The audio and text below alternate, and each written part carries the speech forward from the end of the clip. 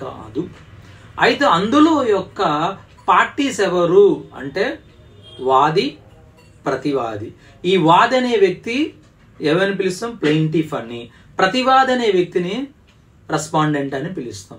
So వీళ్ళ యొక్క విషయాలను కోర్టులో ట్రయల్ ద్వారా వీళ్ళకున్న ఎవిడెన్స్, వీళ్ళకున్న సాక్ష్యాలను కోర్టులో ట్రయల్ ద్వారా ప్రూవ్ చేసుకున్నప్పుడు ఎవరికి ఫేవర్గా అంటే ఎవరికి ఇష్టంగా లేదా ఎవరికి వ్యతిరేకంగా వస్తుంది అనేది కోర్టు వారు నిర్ణయిస్తారు. ఎందుకంటే ఈ యొక్క వాది ప్రతివాది చూపించుకున్న సాక్ష్యాలను బట్టి ట్రయల్ కండక్ట్ చేసిన బట్టే కేసు జరుగుతుంది. మొత్తానికి అల్టిమేట్గా నేను చెప్పాల్సింది ఏంటంటే ఓఎస్ మీన్స్ ఒరిజినల్ సూట్. ఆ ఒరిజినల్స్ అని పదము ఎక్కడంటే సివిల్ కేసెస్లో వినబడుతుంటాయి.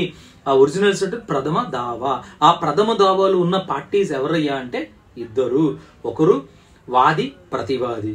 వాదిని ఏమంటాం? ప్లెయింటిఫ్ అని పిలుస్తాం.